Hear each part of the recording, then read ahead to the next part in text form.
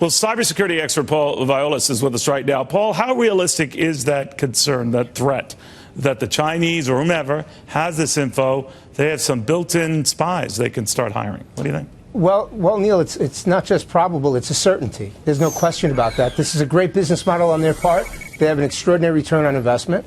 And it was brilliant on their part, no question about it. All right, so what do you think is going on in that closed-door meeting? And I'm sure a lot of people are saying, all right, can you tell us the degree to which people were spied on? And we know that a lot of this goes back to 2014. Right.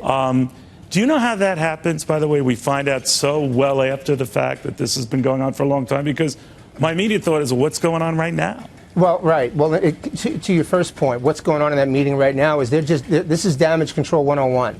They're trying to ascertain just how bad it is and what kind of information they're going to couch to put into a statement to release to the public. That's what they're deciding on right now. Really? There's no question this is bad, Neil. I mean, you brought it up the other day, and General Hayden brought it up. Shame on us, right? So when you start talking about OPM getting hacked, and you talk about the quality and quantity of that information as it relates to our critical staff that protect this country, this is unprecedented. There's no question about that. I remember you astutely pointed out, not blowing you smoke, but after Target and a lot of people who got miffed off, customers there at other retailers who found their credit card data compromised, you said this is much bigger by a much larger factor because this involves our government and a lot of our defense establishment. Right. How worried are you that that is routinely vulnerable now?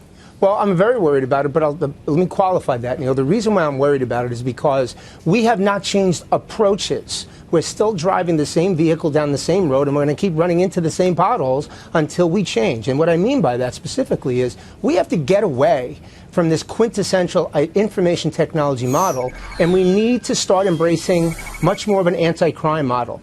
We're looking at information that, as it gets compromised and exposed, Neil, this is going to hurt the American people. It's going to hurt our economy. There's no end to what this can do. We have to do a much better job in that. There's no question about it. Real quickly, Mike Huckabee, who's not exactly Donald Trump, said if they're going to hack us, we should hack back. Right. Donald Trump would probably take that on steroids and do a lot more. But what do you make of this idea that we've been pussyfooting around the Chinese, fearful that they're going to sell our debt or whatever?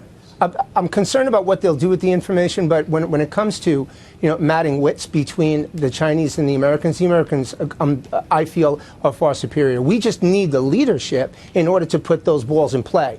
That really is what separates us between them. I'm not concerned about our capabilities. We just have to exercise our capabilities to the fullest extent. Paul, always good seeing you, my friend. Always Thank you. Well. Thank you, Neil. Very, very much. All right.